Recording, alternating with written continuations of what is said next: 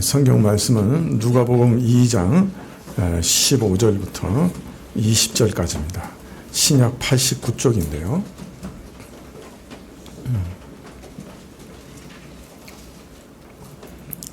누가복음 2장 15절부터 20절까지입니다.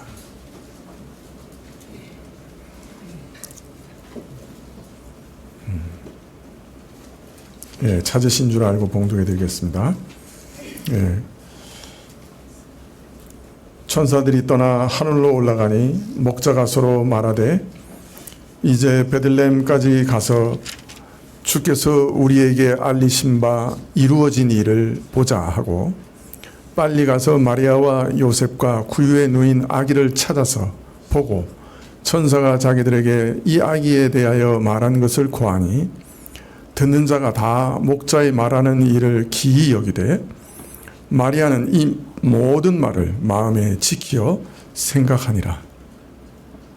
목자가 자기들에게 이르던 바와 같이 듣고 본 그 모든 것을 인하여 하나님께 영광을 돌리고 찬송하며 돌아가니라. 아멘.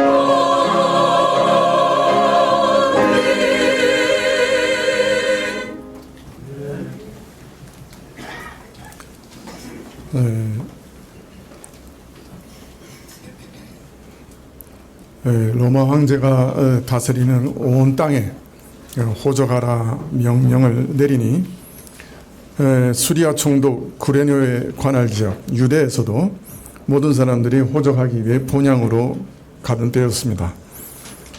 갈릴리 나사렛에서 목수 일을 하던 요셉도 본래 다윗 왕가의 후손인지라 그 본향 베들레헴으로 가서 호적하고자 내려가던 중에 동행하던 아내 마리아가 산기가 있어서 여행 중에 아기를 낳게 되었지요.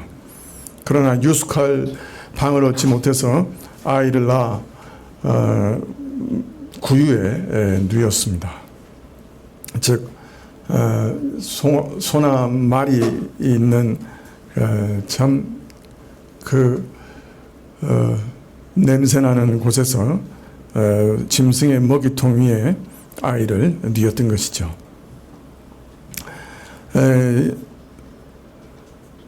이처럼 누가는 로마가 온 세계를 정복하고 온 세계를 지배하는 참 그때 자신들의 국력을 확인하고 조직화하고자 천하로 호적하게 한 바로 그때, 말하자면 로마의 권력과 영광이 온 천하에 편만한 때, 두드러질 때 예수님께서 로마의 식민지 중에 하나인 유대 땅 베들레헴에서 그 누구의 시선과 관심을 끌지 못한 채 초라한 굴러다니는 돌멩이처럼 흔해 빠진 불쌍한 인생으로 그 생애를 시작하셨다 하는 사실을 알리고 있습니다. 그러나 이 아이의 탄생은 세상 사람들에게는 참 관심 밖의 일이었지만은 하늘에서는 참 이 일은 너무나 중차대한 일이었기 때문에 그저 외면할 수 없었습니다. 그래서 천사가 내려와서 이 일의 은혜가 무엇인지, 얼마나 기이한 은혜인지 알려주는 일이 있었습니다. 그런데 그 대상이 특별했습니다. 들판에서 가축과 함께 밤을 새우는 목동들, 당시 사람들로부터 무시당하고 참 천대받는 사람들에게 이 소식이 전해졌던 것이죠. 주의 보내심을 받은 천사가 하늘로부터 저에게 임하였고 하나님의 영광이 저들을 둘러 비추는 가운데 이스라엘을 구원하시는 구세주, 구주의 탄생을 천사가 전한 순간에 허다한 천군들이 같이 나타나서 그 소식을 전한 천사와 함께 찬송하기를 지극히 높은 곳에서는 하나님의 영광이요 땅에서는 기뻐하심을 입은 사람들 중에 평화라 하고 노래했습니다. 이 아기가 가져올 그 은혜가 무엇인가? 지극히 높은 곳에서는 하나님께 영광이 되는 일이요 이 땅의 사람들 중에는 참된 평화가 주어지는 일이라. 참 하나님과 불화하고 하나님과 원수된 사람들이 하나님의 기뻐하심을 입어 하나님과 화목하게 되는 평화가 주어지는 일이요 이 평화로 인해 사람들과 사람들 사이에도 서로 화평하게 되는 일이라. 이로 말미암아 지극히 높으신 하나님의 영광이 드러날 것이다. 하나님께서 어떤 분이신지 이 땅에 명백하게 드러나게 될 것이다. 이제 그렇게 찬송했던 것이죠. 이처럼 예수님께서는 이 땅에 평강의 왕으로 오셨어요. 그래서 우리가 팔복에서도 보는 것처럼 화목해 하는 자는 복이 있나니, 그죠? 저희가 하나님의 아들이라 일컬음을 받을 것이다. 이 평강의 왕의 지배를 받는 자들은 어떻게든 서로 화목하게 살고, 또 그것이 바로 그가 하나님의 아들이라고 하는 아주 중요한 특징이다. 서로 화목하게 하는 것이 참 중요한 특징이다. 사람들은 서로 이간질을 많이 하죠. 그죠? 저 사람이 당신한테 이런 이상한 소리 하더라. 그렇게 해서 서로 이간질을 하는 것이 사람의 본성이에요, 사실은. 이 세상 사람들의. 근데 신자는 달라요. 신자는 서로 화목해, 어떻게든 서로 화목해 하는 게 신자의 본 모습이에요. 그게 자신 안에 있는 그 평강의 왕의 통치를 드러내는 모습이라.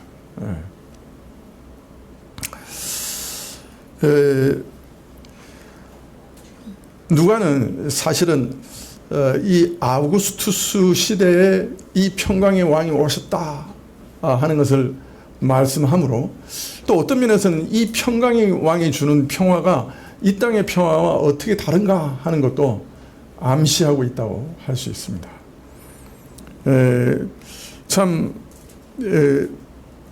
누가는 당시 참 어떤 면에서는 가장 영광과 평화를 누리고 있던 로마 시대에 예수님께서 탄생하셨다고 말하고 있는 것이죠. 그 정점에 아우구스투스 황제가 있었습니다. 당시 로마는 이 황제 치하에서 유례없는 평화를 구가하고 있었지요. 이 아우구스투스는 율리우스 시저의 양자였습니다. 여러분 시저 잘 아시죠? 이 시저의 조카였는데 양자로 입양이 됐어요. 그래서 어떤 면에서 황제가 되는 길이 열렸던 거죠. 이 시저 자체도 갈리아 지역, 지금의 프랑스 지역을 점령하면서 아주 피비린내 나는 전쟁을 치렀고, 그 이후에 또 내전도 참 참혹했어요. 그 폼페우스를 이기고 뭐 이런 참 치열한 내전 끝난 다음에 이 종신 독재관이 되었죠. 그런 다음에 그 원로원에서 암살당하죠. 그러니까 브루투스 너마저, 이 말이 아주 유명하죠, 그죠? 자, 그런데 이 시저의 뒤를 이은 이 아우구스투스도 정권을 잡기 위해서 아주 내전을 오랫동안 치렀습니다. 그리고 자기의 정적을 전부 제압했죠. 그리고 로마 세계의 유일한 통치자가 되었는데, 이 아우구스투스가 마지막으로 제거한 사람들이 누구냐? 그 유명한 마르쿠스 안토니우스와 클레오파트라였죠. 여러분 이건 뭐 영화로도 많이 보셨을 거예요. 안토니우스는 참 시저의 오른팔 같은 사람이었는데, 이 아우구스투스하고 권력을 다투다가 주전 31년에 악티움 해전에서 패한 다음에 얼마 지나지 않아 스스로 자결을 하죠. 그리고 클레오파트라도 같이 그 뒤를 따라가는데요. 이때 율리우스 시저의 양자였던 아우구스투스는 율리우스 시저의 친자식이요, 클레오파트라의 아들인 카이사리온을 죽이라고 명령합니다. 이 클레오파트라는 그 시저하고 사이에 아들을 하나 뒀어요. 그 다음에 다시 이제 시저의 그 부하하고 또 결혼을 했던 거죠. 그래서 안토니우스하고 연합을 해가지고 아우구스투스하고 싸우다가 패한 다음에 이제 먼저 안토니우스가 자결하고, 그 다음에 이제 클레오파트라는 자기 아들이고 시저의 친아들인 카이사리온을 살려달라고 애걸복걸합니다, 사실은. 그러나 아우구스투스는 아주 냉혹하게 생포하지도 말고 그냥 죽이라고 그렇게 명령을 합니다. 율리우스 시저의 친아들이 있다는 것 자체가 양자인 자기에게는 정치적으로 큰 부담이었던 거죠. 그래서 아들을 살려달라고 하는 그 클레오파트라의 간청도 짓밟고 그 아들을 죽입니다. 이후 아우구스투스는 로마 공화정을 제정한 다음에 로마 공화정을 제정으로 바꾼 다음에 황제가 됩니다. 그리고 자기가 온 세상에 정의와 평화를 안겨주는 왕이라고 선포합니다. 그 황제로 선포합니다. 죽은 양아버지가 신이라고 또 선언을 합니다. 그래서 자신은 또 신의 아들이라고 자청을 합니다. 참 자기 양아버지의 친아들은 죽이고 그런데 그 아버지는 또 신으로 승격시키고 자기는 또 그 신의 아들이라고 자랑을 하고 이제 그렇게 한 거예요. 그때 시인들은 이제 막 시작된 새 시대를 노래하고 역사가들은 이후에 명백하게 아우구스투스와 더불어 그 절정에 달한 로마의 위대한 모습을 팍스 로마나, 로마적 평화라까지 얘기했죠. 사람들은 아우구스투스를 세상의 구주라고 불렀고, 그뿐 아니라 제국의 동쪽 사람들은 그도 신이라고 숭배하기 시작했죠. 그러나 그의 평화는 정말 피비린내 나는 전쟁과 정치적 살해, 군대의 말발굽 아래 주어진 철권 통치 아래 숨막히는 평화였고, 모든 적을 쳐부순 이후에 얻은 아주 잠시 잠깐의 잔인한 평화였습니다. 이 세상에 사람들이 줄 수 있는 평화의 한계가 바로 이것이죠. 그러나 한편 그때 머나먼 그 제국 동쪽 변방에서 한 남자아이가 태어났는데, 베들레헴에서 태어나 짐승의 먹이통에 누였습니다. 그러나 그는 사실 진정한 하나님의 아들이었고 진정한 구주셨습니다. 그는 영원한 하나님 나라를 건설하실 평강의 왕이고, 그 나라를 영원히 평화 가운데 다스리실 참된 왕이셨습니다. 그는 죄인들을 하나님과 화평하게 하시고 죄인과 죄인 가운데서도 평화를 심으시는 평강의 왕이셨습니다. 이후 2000년 동안 저를 믿는 수많은 사람들은 그가 주시는 진정한 정의와 평화를 그 마음에 맛보아 알았습니다. 그래서 세상의 모든 소란 속에서도 이 평안을 누렸던 것이죠. 요한 웨슬리가 미국에 선교사로 가서, 요한 웨슬리는 이제 우리 감리교를 만든 사람이죠. 1년 반인가 2년인가 사역하다가 낙담하고 영국으로 돌아올 때였습니다. 돌아오는데 대서양 한가운데서 그 배가 큰 폭풍을 만났어요. 요한 웨슬리도 그 폭풍 속에서 죽음의 두려움을 느꼈습니다. 그런데 요한 웨슬리가 맨 배 밑창에 가보니까 몇 사람들이 이렇게 모여 앉아가지고 찬송을 하는데, 그 폭풍 속에서도 정말 평안한 예배를 드리고 있는 거예요. 그 모습을 보고 요한 웨슬리가 내가 정말 그리스도 안에서 참 믿음이 있는가. 그래서 그 이후에 이제 그 모라비안이라고 하는 사람들의 예배였는데, 모임이었는데, 그 모라비안 교도들의 예배에 참여합니다. 그리고 그 예배 도중에 자기가 구원의 확신을 얻게 되죠. 참으로 그리스도의 평화를 가진 사람들은 폭풍이 몰아치는 거친 파도 가운데도 정말 마음에 진정한 평화를 누리고 있었던 거죠. 정말 요사이는 그냥 우리가 타고 있는 배가 폭풍 속에서 이리저리 오르락내리락 하는 것 같아요. 주식하는 분들도 요새 마음이 아마 이러실 거예요. 여러분 제발 주식할 때 빌린 돈으로 하지 마세요. 몇 년간 묵어놓고 혹 잊어버려도 될 만한 돈으로만 주식 투자하세요. 제발. 제가 부탁드리는 이유가 있어요. 1, 2년 내에 이렇게 될 수 있어요. 정말 땅으로 꽂아질 수 있어요.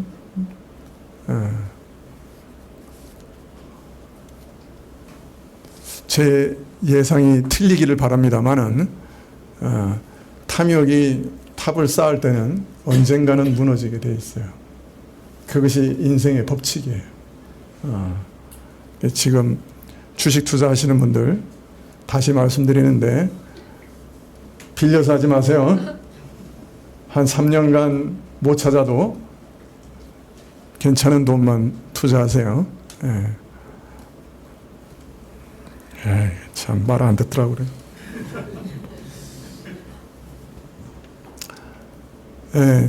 참 너무 경랑이 심해서 평화가 없죠, 사실. 그죠? 우리가 그러나 이 신자 가운데 두신 진정한 소망과 은혜는 그 어떤 풍랑 속에서도 마음의 평강을 주세요.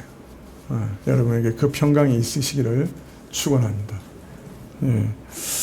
15절에 천사들이 떠나 하늘로 올라가니 목자가 서로 말하되 이제 베들레헴까지 가서 주께서 우리에게 알리신 바 이 이루어진 일을 보자 하고, 천사가 구주 탄생의 소식을 전하며 너희가 가서 강보에 쌓여 구유에 누인 아기를 보라 하였습니다. 천사들이 찬양한 후 하늘로 올라가자 목자들은 말하되 자 우리가 우리에게 알리신 바 된 이 이루어진 일을 베들레헴에게 가서 보자, 건너가서 보자, 그렇게 말합니다. 참 천사가 보인 그 메시지를, 전달한 메시지를 받은 자들이 참 시간을 지체할 수 없는 다급한 심정으로 베들레헴으로 가려고 한 것을 우리가 알 수가 있습니다. 짐승 구유에 누이신 그 일이 구주 탄생의 표적이다. 참 땅의 모든 비천한 자들에게 평강을 주시는 아이의 표적이다 하는 말에 참 충격과 감동을 받고 아마 급히 찾아간 것 같습니다. 근데 여기 보면 베들레헴까지 건너가자 이렇게 되어 있어요. 다른 말로 말하면 목자들이 베들레헴에 도착하려면 상당한 거리를 갔어야 한다는 것을 암시하고 있어요. 그러니까 다른 말로 말하면 목자들이 베들레헴 성 내에 있었던 게 아니에요. 그래서 2장 8절에 그 지경이라는 말, 그 지역이라는 말은 베들레헴에 있는 들판을 말하는 것이 아니라 인근 지역을 말하는 것이라고 이해할 수 있습니다. 그래서 어떤 분들은요, 이 목자들이 베들레헴 근처에 예루살렘으로 가는 길목에 있는 양떼를 위한 감시탑에 있었던 사람들이다 이렇게 생각을 해요. 그러니까 이제 베들레헴에서 예루살렘으로 올라가는 길목에, 어느 정도 가던 길목에 양떼를 감시하는 감시탑이 있었어요. 근데 이 미시나에 보면 미시나라고 하는 것과 그 미시나의 해석을 합한 것을 보통 탈무드라고 그래요. 여러분 탈무드라는 말을 많이 들어보셨죠? 그 미시나라고 하는 율법의 해석을 미시나라고 그러고요. 그 미시나를 또 해석하는 것을 탈무드라고 해요. 그 두 개를 합쳐서 미시나하고 그 해석을 합쳐서 탈무드라고 하는데, 그 미시나에 보면 그 탑 가운데 기르는 양떼는 성전의 희생제물로 사용하기 위해서 특별히 기르는 양떼라고 나옵니다. 그래서 성전 희생제물로 길러지던 양떼를 기르던 목자들에게 천사들이 나타났다, 그렇게 생각하는 것이죠. 만약에 그것이 옳다면 성전 제물로 길러지는 양떼를 기르는 목자들에게 이제 그 양들이 예표하던 진정한 하나님의 어린 양이 이제 베들레헴에 탄생했다라고 천사들은 알린 셈이 되는 거예요. 여하튼 목자들은 하나님께서 천사들을 통해 지시하자마자 즉시 출발했습니다. 자, 그런데 그들이 이렇게 얘기해요. 주께서 우리에게 알리신 바 이 이루어진 일을 보자. 그래요. 다른 말로 말하면 아기가 태어난 일은 이미 이루어진 일로 확신하고 그 표적을 확인하러 가자, 이렇게 말하고 있는 거예요. 혹시 아기가 태어났나 안 태어났나 이런 생각이 없었어요. 이 사람들은 어떻게 생각한 거예요? 아이가 이미 확실하게 태어났고 이제 그 이루어진 일을 우리가 확인하러 가자, 우리 눈으로 목격하자, 이렇게 해서 올라갔던 거예요. 다른 말로 말하면 이미 아이가 탄생된 것을 믿었고 또 그 아이가 우리에게 진정한 평화를 가져다 주는 구세주요, 구주요, 메시아라고 하는 사실을 믿고서 이 사람들은 출발한 거예요. 그래서 이루어진 일이라 그렇게 말하고 있습니다. 천사가 말한 일이 이루어졌다. 그리고 이 천사가 말한 말을 주의 말씀이라고 얘기합니다. 그러니까 즉 주의 계시라고 얘기합니다. 주께서 우리에게 알리신 일이라고 말합니다. 그래서 이들은 천사가 말하는 그 메시지 가운데 하나님의 메시지를 들었고 그 메시지가 이미 이루어진 일이라고 확신했고 그리고 구세주가 난 사실을 마음으로 믿으면서 절실한 마음으로 구세주를 찾아갔던 거예요. 16절에 빨리 가서 마리아와 요셉과 구유에 누인 아기를 찾아서 보고 천사가 자기들에게 이 아기에 대하여 말한 것을 구하니 듣는 자가 다 목자의 말하는 일을 기히 여기되. 목자들이 급히 서둘러서 마리아와 요셉과 구유에 누인 아기를 찾았습니다. 그런데 여기서 찾았다는 말도 반복해서 끊임없이 찾았다는 말이에요. 즉 이 목자들이 아이가 있는 곳을 단번에 찾아낸 것이 아니에요. 아마 동네에서 모든 그죠? 마구간이나 외양간을 다 수소문하면서 찾아다니는지도 몰라요. 그죠? 구유가 있을 만한 곳을 다 찾아다닌 거예요. 이 말이 그걸 뜻하고 있어요. 한 번에 찾은 게 아니에요. 계속해서 찾아다녔다. 자, 찾아다니는 동안에 어떤 일이 벌어졌을까요? 혹시 이 구유에 혹시 마구간이나 외양간에서 아이 낳은 사람이 있습니까? 수소문했겠죠. 그러면 이 소리를 들은 사람들이 외양간은 저기도 있고 저기도 있는데 그러고 당신들 가시오라고 한 사람도 있겠지만은 거기 마구간에 태어난 아이를 찾는 이상한 일을 보고 우리도 좀 한번 같이 가봐야 되겠다 하고 따라온 사람들도 있었을 거예요. 그래서 오늘 보니까 천사가 자기들에게 아기에 대해 말한 것을 고하니 듣는 자가 다 목자의 말하는 말을 기이 여겼다. 이게 듣는 자라고 할 때는 1차적으로는 뭐 요셉하고 마리아가 포함된 말이겠지만은 이 말 속에는 이 수소문한 가운데서 어떤 그죠? 일종의 작은 소동도 있었을 것이고 그로 인해서 많은 사람들이 같이 가서 아이가 참 구유에 누워 있는 것을 함께 봤다 하는 것을 그죠? 우리가 이 말씀을 통해서 어느 정도 알 수가 있습니다. 듣는 자들이 꽤 많이 있었던 거예요. 같이. 마리아와 요셉만 들은 게 아닌 거예요. 네, 참 어떤 면에서 이 목자들은 신약 시대 최초의 복음 전도자라고 할 수가 있을 것입니다. 마구간에서 구유에 놓인 아기를 발견하는 과정에서 목자를 따라왔던 주변의 사람들까지도 이 천사가 전했던 메시지를 함께 전달했던 것이죠. 이 말을 듣는 모든 사람들이 기이 여겼어요. 참 사실 하나님이 베푸시는 은총은 다 기이하죠. 참 우리가 다 이해하기가 어렵죠, 그죠? 그러니까 참 놀랍고 너무 기이한 말을 들었다 생각한 것이죠. 사실 뭐 하나님이 사람 되셨다 이런 건 또 상상 초월하는 말이고 그죠? 하나님이 사랑하셔서 그 외아들을 우리를 위해서 보내셨다 그것도 참 상상을 초월하는 말이고 근데 그분이 이 땅에 오셨는데 아기로 오셨는데 외양간에 구유 위에 누워 계셨다 뭐 이런 것도 참 우리로서는 상상하기 어려운 일이죠. 참 모든 기이한 일들을 보고 놀랐을 것입니다. 19절에 마리아는 이 모든 말을 마음에 지키어 생각하니라. 이 기이하고 사람으로는 헤아리기 어려운 말들을 마리아는 계속해서 들어왔어요. 그래서 그 말들을 소중하게 마음에 간직하고 마음에 담아뒀다 그렇게 얘기합니다. 이거는 단순히 그냥 뭐 모성애 때문에 그렇게 한 건 아니죠, 그죠? 마리아는 이미 자기가 잉태하는 순간에 이미 천사를 만났고 그를 통해서 하나님의 말씀을 들었고 엘리사벳의 예언도 들었고 아마 요셉의 꿈 얘기도 전해 들었을 거예요. 그죠? 그렇기 때문에 이 목자들이 전한 얘기가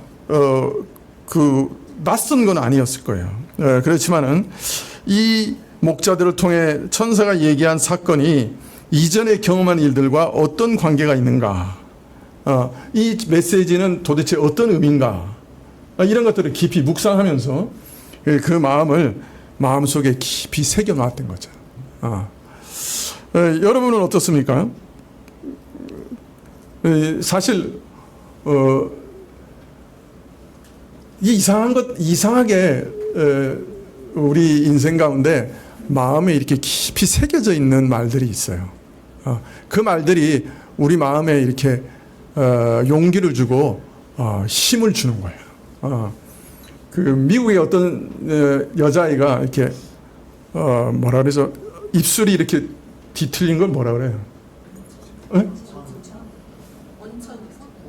그런 거죠. 뭐 주안화사 말고 이렇게 완전히 이렇게 입술이 이렇게 갈라져가지고 이렇게 이상하게 보여. 언청이라고 그래. 그런 걸 타고난 아이가 있었어요. 그러니까 아이들이 맨날 이렇게 놀리니까 자기는 참 이렇게 비참한 인생이라고 그렇게 생각을 한 거예요. 그런데 이제 어느 날 이제 그 학교에서 선생님이 아이들한테 이제 그 내가 너한테만 말할 때 그 말이 잘 들리는지 청각 시험을 할 테니까 한번 그 말한 것을 적어봐 이렇게 한 거예요. 그래서 뭐 어떤 애한테는 앞에 강아지가 왔어. 그러면 이제 그 아이가 이제 앞에 강아지가 왔어 이렇게 쓴 거예요. 근데 이 언청이가 있는 여아한테 이 선생님이 뭐라 그랬냐면 나는 너가 정말 소중하고 사랑스러워. 그렇게 얘기한 거예요.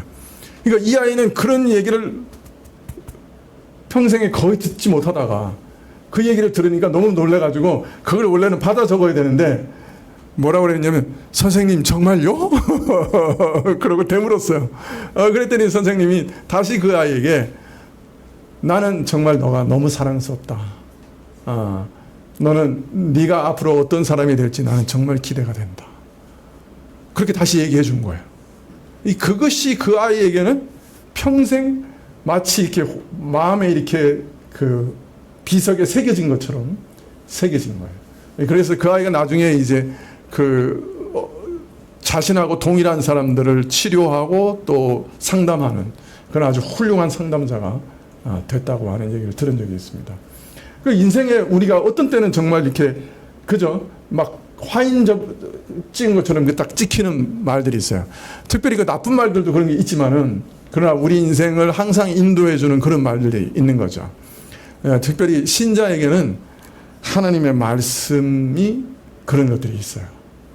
이상하게 그 말씀들이 탁 마음에 와서 새겨지는 거죠. 여러분들은 그런 어떤 말씀이 있습니까? 지금 혹시 생각나시는 것들이 있어요?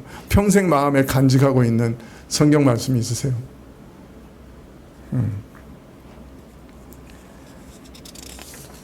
저는 이 말씀 이렇게 준비하면서 저도 한번 생각을 해봤어요. 내 안에 이렇게 평생 이렇게 탁 간직하고 있는 말씀들이 있나. 그래서 몇 가지가 생각이 났어요. 그래서 좀 말씀을 드려보고 싶은데 첫째 기억나는 말씀은 요한복음 6장 37절 말씀이에요. 뭐냐면 내게 오는 자는 내가 결코 내어 쫓지 아니하리라. 제가 자주 말씀드리는 거죠. 이 말씀은 제게 최초로 확신을 줬던 말씀이에요. 내가 예수님께 가면, 예수님께 내가 구원을 요청하면 내가 절대로 내어 쫓기지 않겠구나. 나를 영접하시겠구나. 나를 받아주시겠구나. 이 말씀이 정말 그냥 아주 정말 너무 작은 글씨로 어느 책에 적혀 있었는데 제가 이 말씀을 읽는 순간에 그냥 그 말씀이 정말 이렇게 커 보였어요. 그리고 하늘로부터 어떤 면에서는 큰 평강을 얻었어요. 그리고 이후에 참 제가 사역하는 동안에도 이 말씀 정말 제게 항상 도움이 돼요. 제가 미련하고 무지해서 제가 섬기는 영혼을 잃어버리는 경우, 또 게으름과 악함으로 복음 전할 기회를 놓쳐버리는 경우, 또 하나님 말씀을 불순종하고 저 자신도 악으로 치달았다고 하는 것을 깨닫게 될 경우, 지독한 죄책감이 몰려오는 그런 때, 이 말씀이 제게는 큰 힘이 돼요. 예수님께로 가면, 그죠? 예수님 나를 절대로 내어 쫓지 않을 것이다. 네. 내가 구원을, 영생을 참 누릴 수 있을 것이다. 나 같은 사람도 쫓아내지 않으실 거다. 또 복음을 전할 때도 이 복음을 듣고 진실한 마음으로 예수님께로 나오는 자들은 분명히 구원과 영생을 얻을 것이다. 그런 확신 가운데 복음을 전할 수 있게 하는 귀중한 말씀이죠. 저한테는. 또 하나는 여러분 잘 아시죠? 욥기 5장 7절에 제가 얘기 안 해도 아실 것 같은데 인생은 고난을 위해 났다 하는 말씀입니다. 예. 보험사업을 하면서 참 기가 막힌 일을 당하기도 하고요. 예. 또 교우들도 참 기가 막힌 고난을 겪는 것을 봅니다. 그런데 그때마다 제가 놀라지 않게 되는 것은 바로 이 말씀 때문입니다. 사실 이 땅에 태어난 사람은 누구나 범죄했고 그로 말미암아 하나님의 진노 가운데 살아갑니다. 그래서 이 땅 가운데는 하나님의 진노가 여러 방면에서 나타나죠. 인간관계에서도 나타나고 심지어는 자연계 가운데도 홍수나 가뭄이나 지진이나 역병이나 전쟁이나 이런 것들을 통해서 끊임없이 하나님의 진노하심이 드러납니다. 따라서 이 땅에 사는 사람 중에는 고난 없이 살 수 있는 사람은 아무도 없습니다. 더하여 마귀와 악한 영들은 사람들을 충동합니다. 악하게 충동하고 유혹합니다. 또 그런데 그 충동을 받는 자들은 태어날 때부터 악한 성품을 갖고 태어난 존재들입니다. 그렇기 때문에 사람들은 서로 악을 행합니다. 이 사회 안에서 인간관계 안에서 서로를 해합니다. 마귀의 충동을 따라 종종 마귀만큼 악하게 행합니다. 자, 그러니 사람들이 어떻게 고난을 피할 수 있겠습니까? 또 신자는 하나님께서 저희를 하나님의 아들로 받으시기 위해서 채찍질하십니다. 이런 연단으로 해서 또 매일 고난을 당합니다. 무엇보다 신자라고 하면 예수님을 믿는 것 때문에도 이 세상에서 의로운 고난을 당합니다. 그래서 신자들은 세상 사람들보다 더 큰 고난을 당합니다. 자, 이런 일들을 매일 목격하면서 참 어떤 면에서는 날마다 전화를 받으면서 그때마다 욥기의 말씀은 저에게 위로가 됩니다. 인생에게 고난은 피할 수 없는 것이다. 당연한 것이다. 그래서 놀라지 않습니다. 셋째는 전도서 말씀인데요. 여러분 이 말씀도 아실 거예요. 제가 하도 많이 해서. 전도서 9장 3절 말씀인데 모든 사람의 결국이 일반인 그것은 해 아래서 모든 일 중에 악한 것이니 곧 인생의 마음에 악이 가득하여 평생에 미친 마음을 품다가 후에는 죽은 자에게로 돌아가는 것이다. 해 아래에 일어나는 일 중에 가장 악한 것이 뭐냐? 사람들이 마음에 악이 가득해서 평생 광기가 가득하게 살다가 미친 마음을 품고 살다가 악인이나 선한 사람이나 정결한 사람이나 부정한 사람이나 하나님을 섬겨 경건한 사람이나 불신앙 가운데 범죄하는 사람이나 한결같이 마음에 아득 가득하고 평생에 미친 마음을 품고 살다가 죽는 것이다. 이게 왜 저한테 위로가 될까요? 우리 이렇게 전적인 부패와 무능에서 벗어나는 사람이 없어요. 사람 중에 단 한 명도 없어요. 신자라고 해도 죽을 때까지 성화는 완성되지 않아요. 죽는 순간까지 범죄해요. 예수님의 영원한 용서의 은혜를 의지하지 않으면 한 사람도 하나님 앞에 설 수 없어요. 따라서 성화를 이루어가지만은 또 아직 온전하지 못하고 남은 삶 가운데 일평생 자신 안에 있는 죄의 세력과 싸워야 하는 신자들의 마음 안에는 역시 미친 마음이 남아있어요. 그래서 저는 신자들 안에서 또 목사님들에게서조차 여러 가지 죄악과 부조리를 보게 될 때, 또 심지어는 제 자신 안에서 미친 마음을 보게 될 때 사실은 이 말씀 좀 위로가 돼요. 아직 성화가 온전하지 않지. 아직까지 이 땅에서는 완전해지지 않지. 미친 마음을 품을 수 있지. 그러나 또 그런 마음 속에서 하나님의 온전케 하심을 기다리고 기대하며 살아가야지 하는 위로를 받습니다. 네 번째는 계속 해야 되나? 요한복음 10장 29절인데요. 저희를 주신 내 아버지는 만유보다 크심에 아무도 아버지의 손에서 빼앗을 수가 없느니라. 예수님을 믿는 자들을, 그리스도께 속한 자들, 그리스도와 하나 된 자들, 그 누구도 이제 아버지의 손에서 빼앗을 자가 없다 하는 말씀입니다.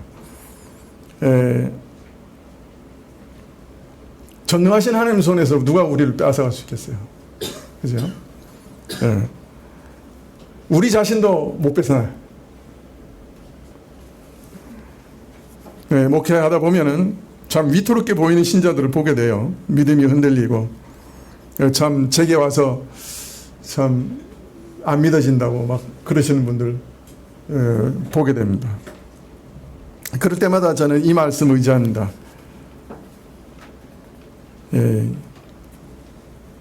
제가 안 믿어진다고 고통스러워하는 것도 어떤 면에서 하나님 먼저 붙들고 계시기 때문이죠. 하나님이 지키실 것이니 하나님의 손에서는 빼앗을 자가 없으니 안심하게 됩니다. 심지어는 제가 믿음이 흔들릴 때도 마찬가지입니다. 제 믿음을 의지하지 않아요. 하나님이 주신 믿음이니 하나님이 지켜주실 것이다. 믿고 하나님께 제 믿음도 의탁합니다. 또 시편 55편 22절 내 짐을 여호와께 맡기라 그가 너를 붙드시고 의인의 요동함을 영영히 허락지 아니하시리라. 제가 기도할 때마다 의지하는 말씀입니다. 그러니까 제일 많이 생각하는 말씀이겠죠. 힘겹고 무거운 일들을 만날 때마다 성도들의 여러 무거운 짐을 볼 때마다 이 말씀을 힘입어서 기도하게 됩니다. 제가 질 수 없는 모든 짐들을 하나님께 맡길 수 있게 됩니다. 무엇보다 늘 마음에 정말 깊이 간직하고 있는 말씀이 하나 있습니다. 그거는 베드로후서 1장 19절입니다. 또 우리에게 더 확실한 예언이 있어 어두운 데 비치는 등불과 같으니 날이 새어 샛별이 너희 마음에 떠오르기까지 너희가 이것을 주의하는 것이 가함이라. 샛별이 너희 마음에 떠오르기까지. 이 말은 주의 재림에 대한 말씀입니다. 주의 재림의 때까지. 주께서 주신 성경 말씀을 굳게 붙들라는 말씀입니다. 재림 이전에 이 땅은 정말 어두운 밤 같은 곳입니다. 그러나 하나님의 말씀은 이 어둠을 비추는 등불과 같습니다.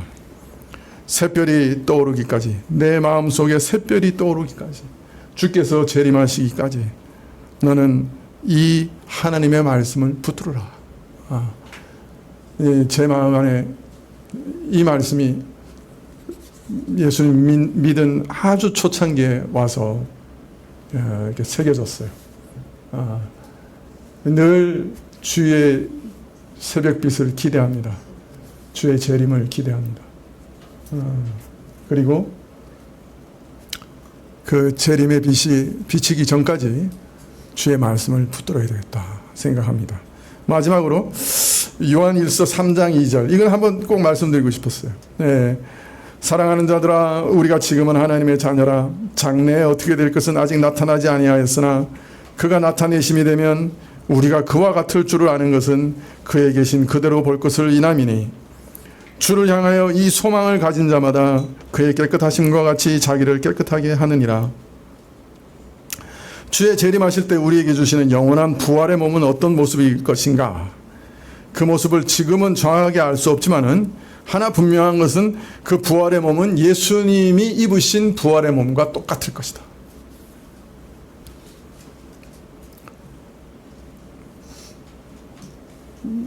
모나미 볼펜 135인가? 153인가? 그 볼펜 두 개 똑같죠? 그죠? 그죠? 그게 이제 알로스라고 똑같아요. 우리가 마지막 날 부활의 몸은 어떤 몸을 입을 것이냐, 어떤 영광을 얻을 것이냐, 예수님이 지금 입으신 부활의 몸과 똑같은 몸을 입게 될 것이다. 그래서 아마 짐작키로는 그 변화산에서 변화되셨던 그 모습처럼 영광스러운 몸. 그러니까 우리 같이 이렇게 썩어서 저도 이제 나이가 드니까 이제 쭈글쭈글해져요. 아무리 뭘 발라도 마찬가지예요. 여러분은 잘 안 보이시겠지만 제가 어릴 때 이렇게 아궁이에 이렇게 빠진 적이 있었거든요. 요렇게 그 연탄 아궁이에 요렇게 빠졌어요. 그래서 여기가 지금 이렇게 그 흉터 자국이 있거든요. 화상 흉터 자국이. 근데 나이가 드니까 요 위하고 여기하고 여기하고 흉터 자국이 싹 생겨요. 지금 보여요. 제 눈에는 보여요. 아침에 거울을 보면 아 여기가 이렇게 불에 된 흉터 자국이구나 하는 게 보여요. 여러분은 잘 안 보이죠 지금? 다행이죠. 예. 예. 그러나 이제 나이가 들어가니까 이제 점점 뚜렷하게 이제 드러나요. 예. 이게 쭈글쭈글해질 거예요 이제. 예. 그런데 이 썩어버리고 말 몸이 어떻게 해요? 예, 그리스도가 지금 받으신 그 찬란한 영광의 몸으로 변화될 거라. 똑같은 몸이 될 거라. 얼마나 놀라운 약속이에요. 예, 그리고 말하기를 주를 향해서 이 소망을 가진 자마다 이 땅에서도 그 영광에 합당한 모습으로 살아갈 거다. 주를 향해서 이 소망을 가진 자마다 이 땅에서도 내가 그런 영광스러운 사람이다. 그렇게 영원히 썩지 않은 사람이다. 그런 믿음으로 참으로 깨끗하게 자기를 어떻게든 깨끗하게 해나갈 거다. 그렇게 말하고 있습니다. 제가 이제 이번에 설교를 준비하면서 내가 마음속에 이렇게 꼭 이렇게 간직하고 있는 말씀들이 뭔가 이렇게 쭉 살펴봤어요. 사실 오늘 교동문도 제가 늘 마음에 간직하는 말씀이에요. 제 신학의 밑바닥에 있는 말씀. 제 신앙의 가장 밑바닥에 있는 말씀. 하나님이 어떤 분이신가? 내가 하나님 앞에 어떤 자세를 취해야 되는가? 이 큰 신비 앞에서 나는 어떤 자세를 취해야 하는가? 알리시는 말씀.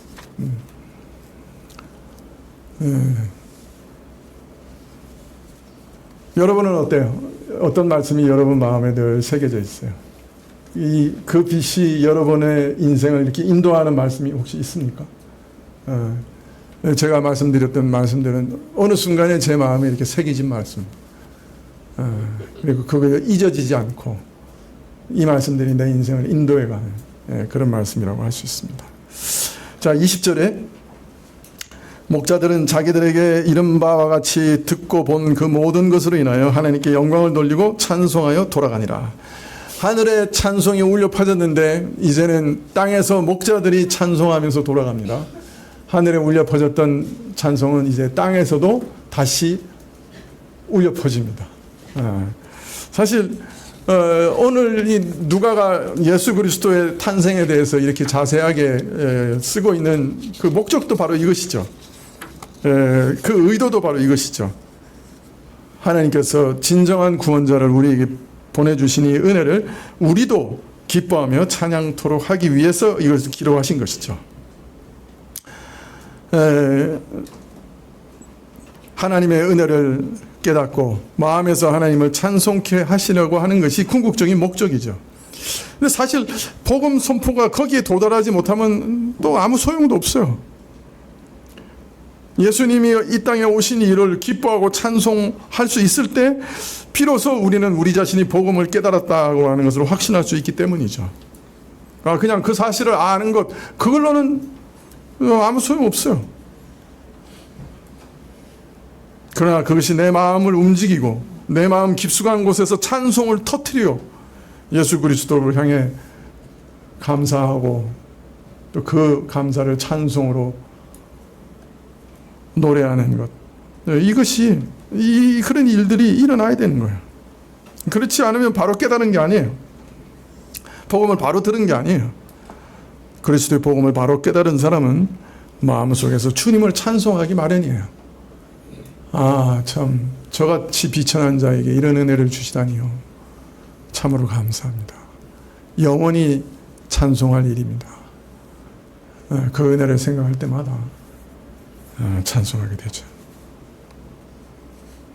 목자들이 하나님께 영광을 돌리며 찬송했던 것처럼 우리도 다 복된 믿음의 사람들이, 이 목자와 같은 믿음을 가지고 찬송하는 자들이 되시기를 이 시간에 다시 또 축원드립니다. 네, 기도하시겠습니다.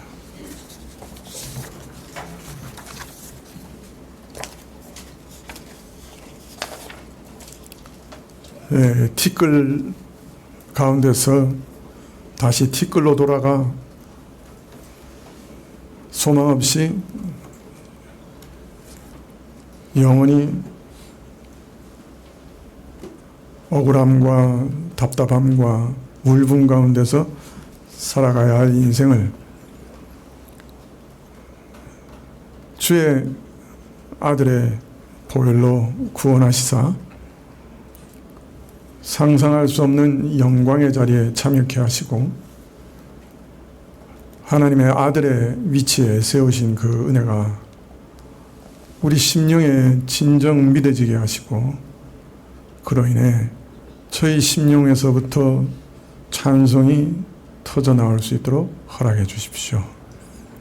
그 찬송이 우리 마음에 늘 울려나와서 세상의 그 어떤 것도 우리의 믿음을 흔들지 못하도록 은혜 내려 주십시오.